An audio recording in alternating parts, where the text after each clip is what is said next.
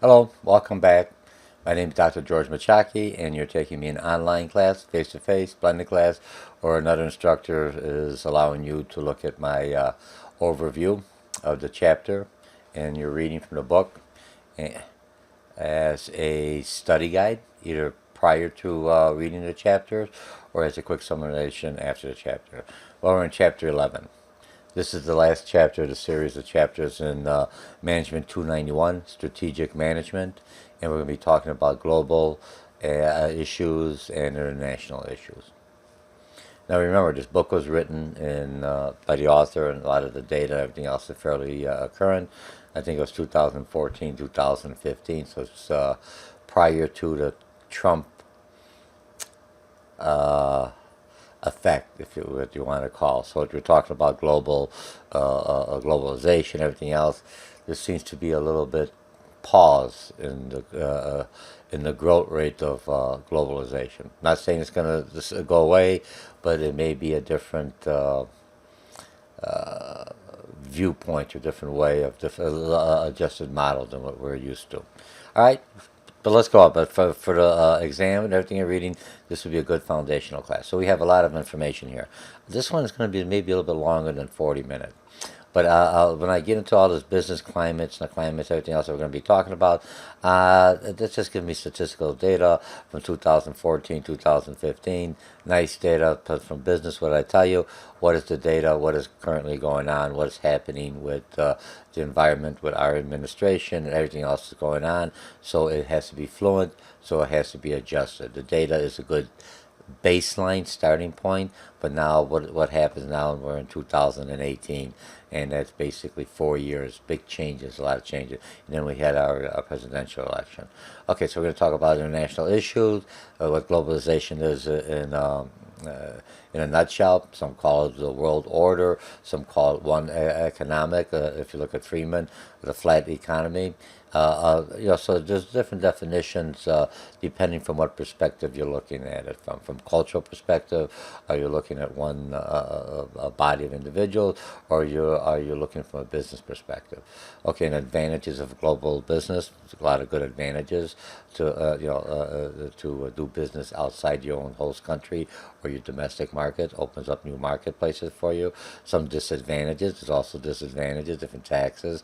When you're in different countries, you have to abide by their rules and their policies and their laws, by their culture, and it may not all the time mesh like you would think it would do with our own culture.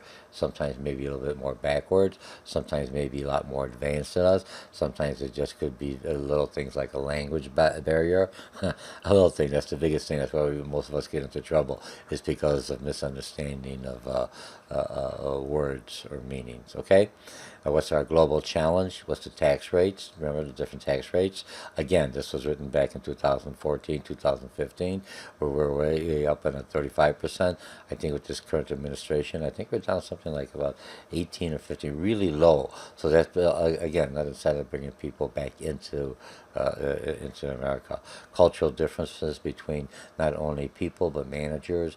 If you're doing mergers or alliances or leverage buyouts, whatever, and you're expanding, bringing other companies into the one corporate umbrella, for lack of a better word, but to be more diversified. Now you have a clash of managers at the top level because they have different understanding, different cultures, different motivations, different things that they see as important, or it's important to them, but may not be as important to another culture. Okay, and communication, that's the number biggest one. Mexico's business culture, what's going on with Mexico? You got NAFTA coming on there. You have the wall that's going to be built. And if you really look at the wall has a lot more than just keeping illegal immigrants in. There's a flow of traffic when I'm talking about commerce, other than going through NAFTA. So there's a lot of other things that's coming back and forth that may, I don't want to say the black market, I want to say a currency that is not taxable. And it doesn't have to be illicit drugs and everything else. There's a lot of other currency, a lot of goods and materials that are coming across the border that may not have a tax, or it's coming in through a porous type of a border. So there's a lot of other things affecting both countries, okay? And you'll find out Mexico's doing pretty well, and now with the new NAFTA agreements, whatever the agreements may be, that may change. And so all the business models, a new relationship is going on when I look at globally, which is an interesting climate right now. And then Japan's culture, talk about a little about their culture, a little bit about Chinese culture. Remember, we're not stereotyping, we're just generalizing, like they talk about the Americans when we talk about us.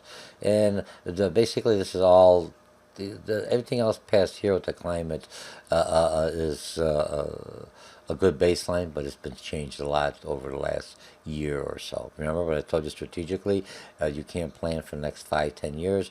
You're lucky if you get it right for the next first 2 years, 3 years, man. You've got that crystal ball or something. Okay, so let's get going on here. I'm going to make this a little bit bigger, and I'm going to go through this a little quicker. Remember, we look at the book, look at the readings, look at everything else.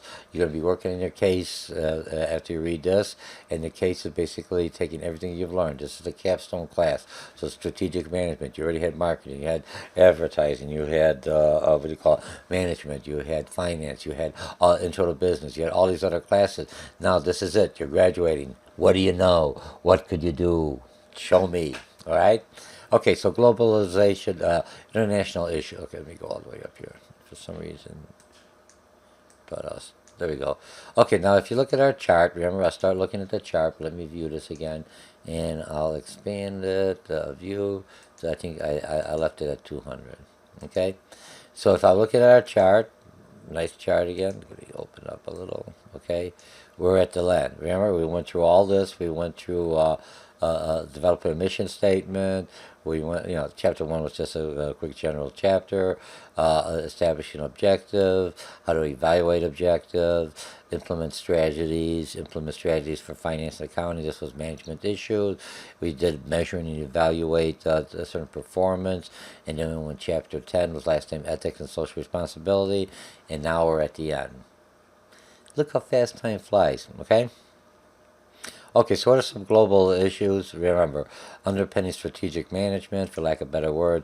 Managers got to gain understanding of their competitors. Now they have to understand the competitors, not only domestic market, but international market, different prices, different price exchange, different rules, different financial expenses, what could be written off, what can't be written off, and shareholders and customers worldwide.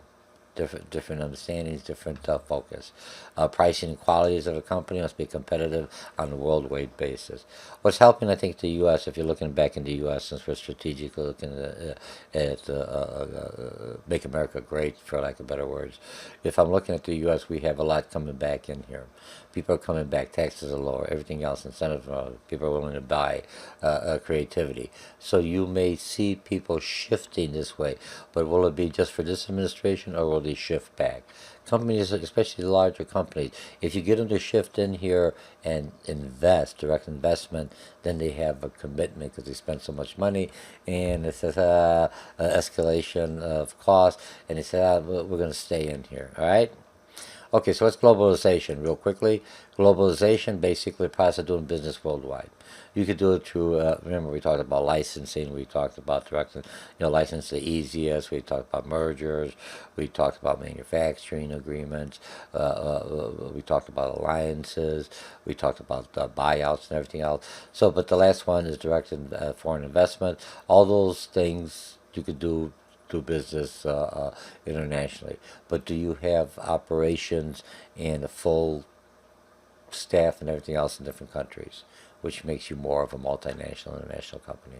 So it's your global strategy, designing, producing things that it's not only for domestic markets, but it's international market. So you have to look at a little thing differently about your campaign, because you got different things may upset people, or you may segment this to different product lines, and the same product, but just name it and market a little different to different geographic or country cultural to adjust for that buy-in habit of that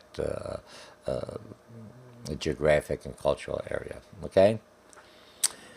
Okay, multinational firms basically conduct business across national borders. They have no loyalty.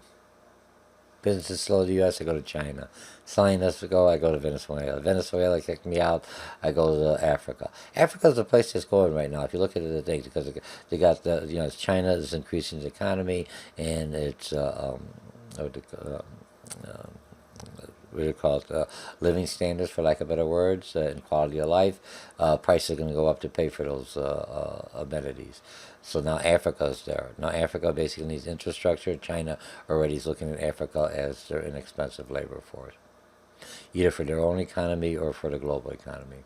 So they're helping with the infrastructure, roads, manufacturing, everything else with their engineers and their technology, and there'll be reliance on them as a maintenance country, for lack of better words.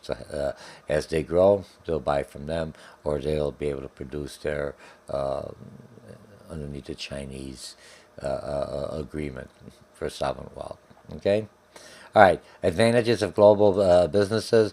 You can gain new customers, new products, real quickly. Operate, absorb capacities from one. You could shift unit costs, spread the economies of scales. Not selling here, I move over here. I got a store over here. I can move my goods over here, make some adjustments.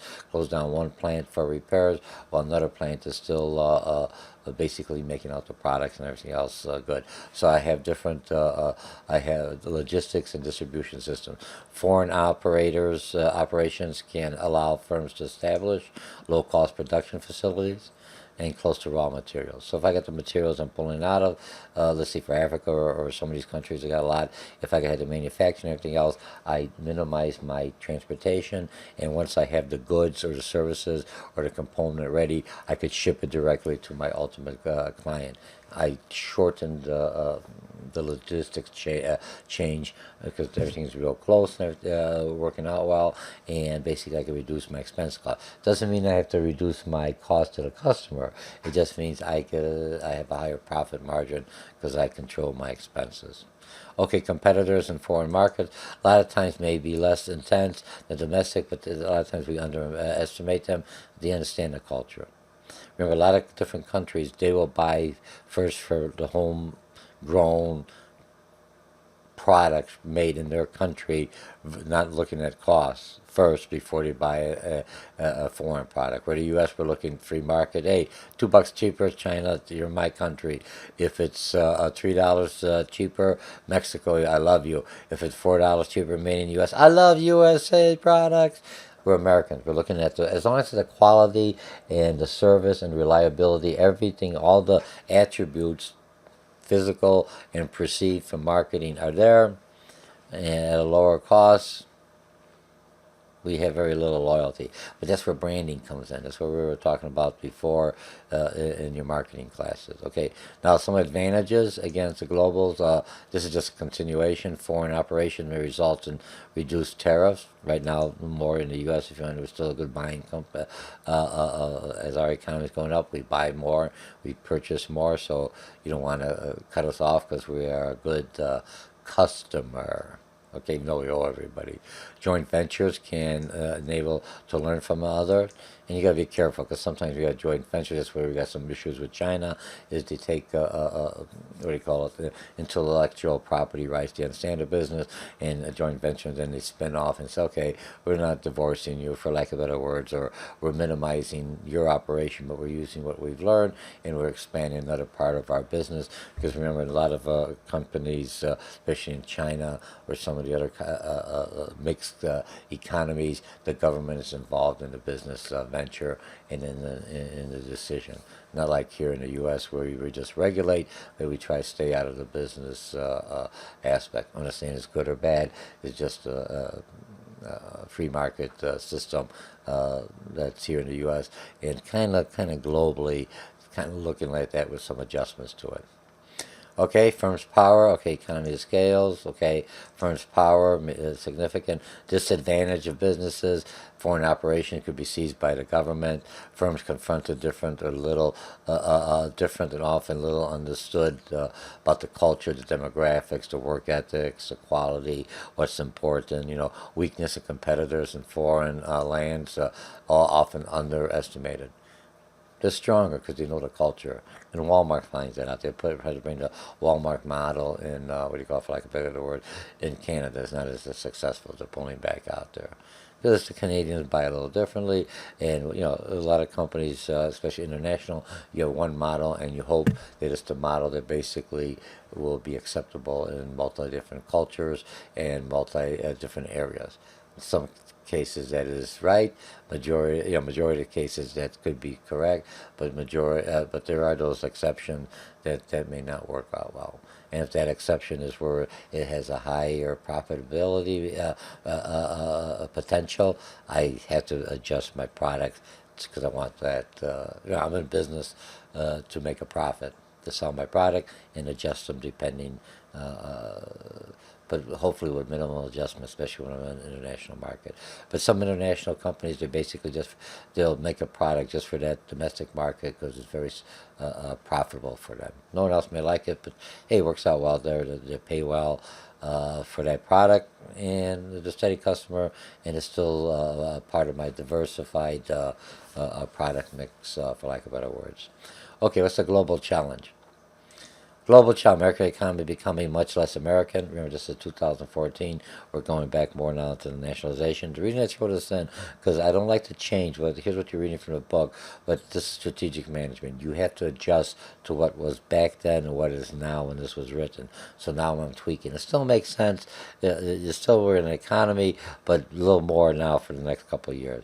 World economy's monetary system's emerging. Yes, China wants to be the leader with their currency versus China and Asia. There's the three other countries that will say, hey, we'll go, let's not be dependent on the U.S. dollar. They want too much out of this. Let's create our own currency. Could that work? Will that be the new world currency? Well, I know some people think Bitcoin may be that. I'm not saying, I'm not trying to be a conspiracy theorist, but I have to be realistic. Banks are already looking at Bitcoin, the electronic version. Even everything else is a new currency that, since we're so technological advanced with our smartphones and everything else. Okay, and then you see market is shifting rapidly, and then I said, don't forget the Trump effect. I threw that in. It's nationalism and make America great. That's the theme right now. It's not only here. You have like some of the Eastern Bloc countries already. Poland, for lack of a better word, are trying to be coming back more. Hey, let's take care of our own citizens first before we worry about the globe. And that's a little different aspect from globalism, where we figure we're just one whole unit from a business perspective, but from a cultural, they still want to have their own separate identity, but part of the whole. Nothing wrong with that. Like a salad bowl, everything tastes different. We're not like all mixed up. Okay, now tax rate and inversion. If I look at different tax rates and inversion, and I had it, I'll have it over here on the other one. I think I have it on here. I'll show it where I have all the taxes. The author did a real nice job. It shows we're like up on the top, like 35. I think we're down now. If you look at the news, if you do some research, you'll figure us down at the bottom, 10 or 15, which makes us very appealing for people who want to invest in our country. We got the road, we got the education, we got the talent workforce, we got a lot of factories that were closed down or shut down, could be reopened or remodernized very quickly, and you have the zoning and you have the incentive of the government and everything else to give you tax incentive, eliminates your tariffs and everything else, and you got the lower tax rate. And hey, we're going to come in here for 3, 4, or 5 years.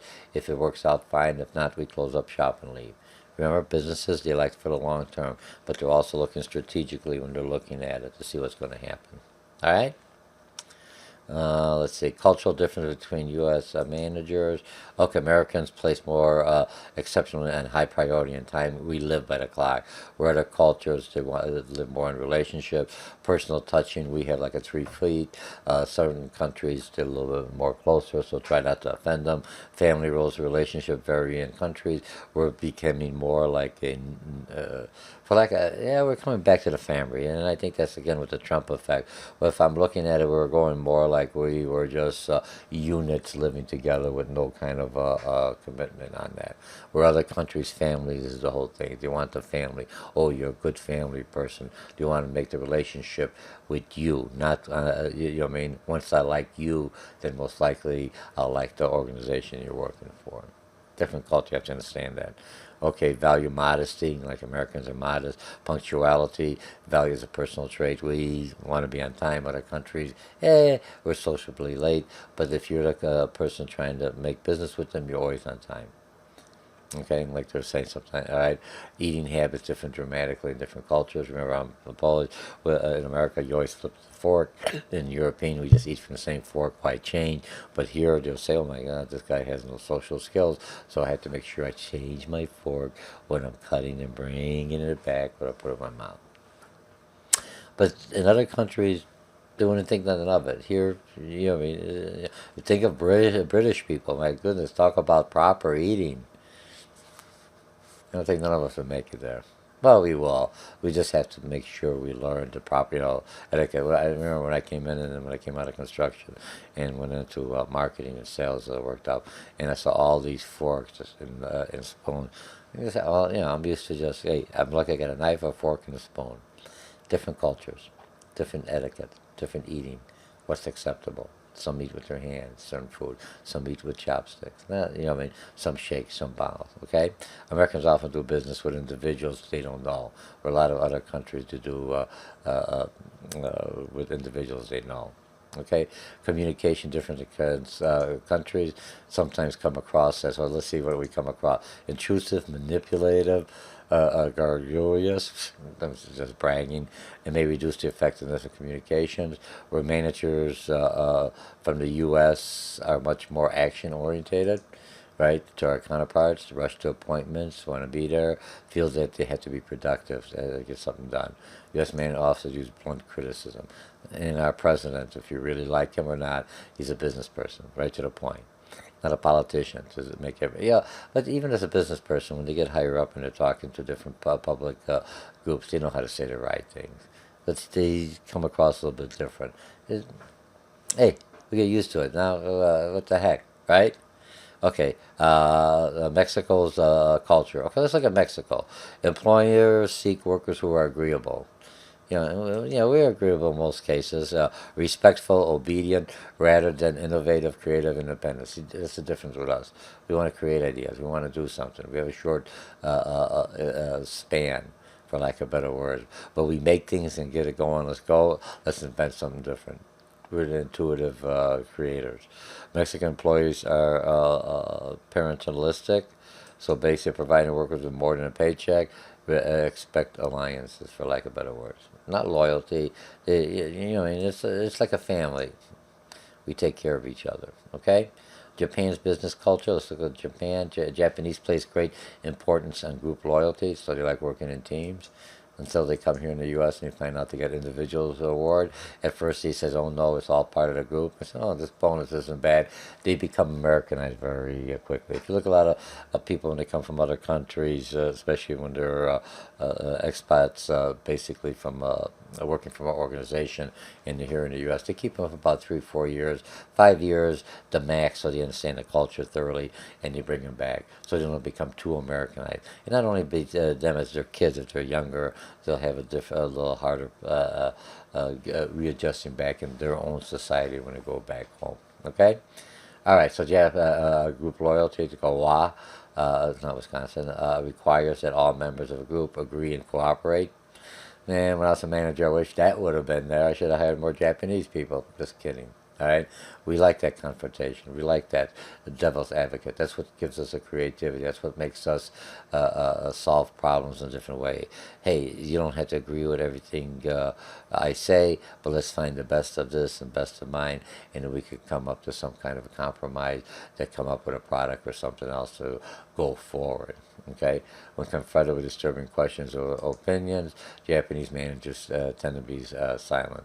Okay, now Chinese culture. Chinese rarely do business with people they don't know. They build on a relationship. We just figure we get a name and a name of a company, do business with us. They sign a contract, let me get the heck out of here. All right, that's not. They want a long-term relationship. They want to know you. They want to know about your company. They want to know about different dealings before they sign a contract. A lot of times they don't need the lawyers. They'll do it by the word or the trust for the individuals they meet. Your position, organizational chart. is extremely important in business relationships, a hierarchy, arriving late to meetings, and also an assault in Japan, where you look at Mexico, a little different, a little more relaxed. Meetings require patience because mobile phones ring frequently, and conversations tend to be boisterous. They like to say, hey, we are just as good as you are, or not better. In China, greetings are formal, and the oldest person always greeted first, and you don't have to bow and everything else. Like in the U.S., handshakes most common form of greeting within business. It's a little different when you go outside. And then if you have to do any kind of bow, if I'm mistaken, as the person with the higher respect, you bow lower, but that depends on your person who's your going to be your guide, for lack of better words, or is just going to help you through the transition to make sure that you don't do anything culturally that may be offensive to them. You may not think it's offensive, but it may be offensive to to their culture. Okay, what about India? People in India do not like to say no. No, they always like to agree. Yeah, good negotiators. So, rather than disappoint you, they basically will often say something is not available or think what you want to hear. It's almost like half my employees, right? Indians from India prefer to do business with those whom, again, they have a relationship and build up some trust. Punctuality is important. Indians generally do not trust the legal system. Use the right hand to give and receive business cards. And if I look at a lot of Middle Eastern countries, in China, right hand is the hand that you shake, and the hand you do everything else. The left hand is your hand for your hygiene. So, you know, because if you look at parts of India, there's a lot of parts that do have running toilets, everything else, very modernized. But there's also the very rural area. No different than the U.S. This is a very rural area. And there is just a custom, if you do your personal hygiene, everything is done with your left hand. So you do everything with your right hand, it's a hand of respect. Shake everything out. This is a hand that does whatever it does. Are you okay? Just want to chill on a little bit more. And the same thing with the Middle East. You look at that. There's nothing wrong. It's just a cultural thing. And people just, so if you're left-handed, try to use your right hand shaking. Otherwise, it may be viewed as offensive more. Maybe not as much as India, but in some of the Middle Eastern countries, it has a stronger meaning to it. Okay? All right, now the rest of the things when I'm looking at the business climate across the country, ease of doing business is basically, because I start the business, construction permits, get credits, project, pay investments, trade across borders, tariffs, enforcement, and how long the government's going to be in power. Makes a big difference. The other one here, if I look at all this, is basically currency.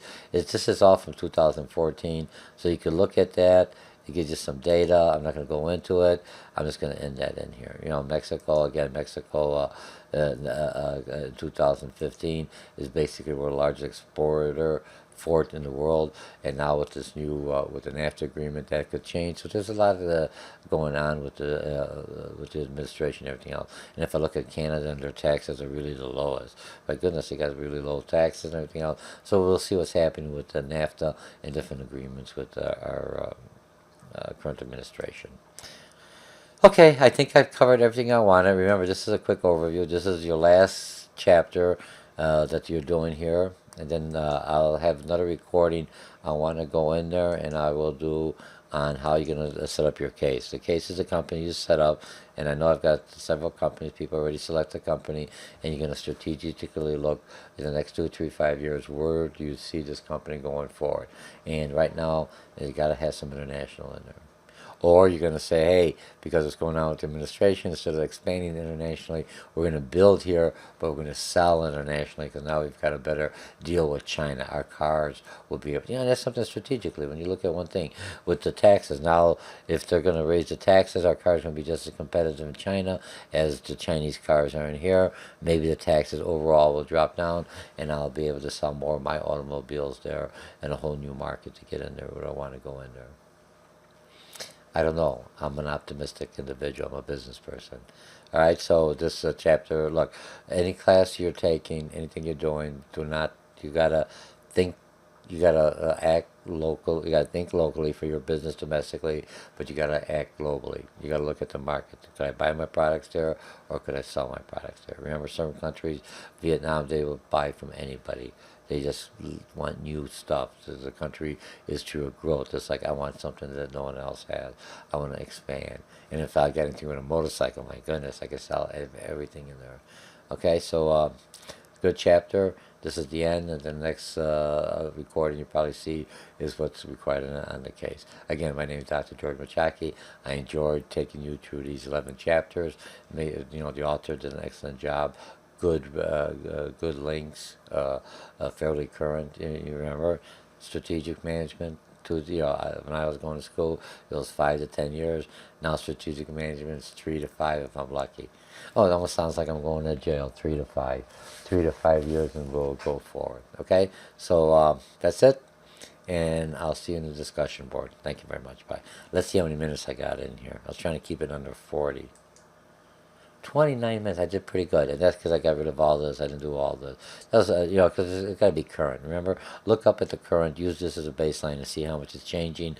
And if you're looking at it, it's going backward a little bit more on all the countries because globalization kind of took like a pause. It's kind of restructuring itself. It's still going to be, we're still going to sell to different countries, but the rules may be just a little bit adjusted. Okay. All right. Now I'm exactly 30 minutes and 30 seconds. Bye.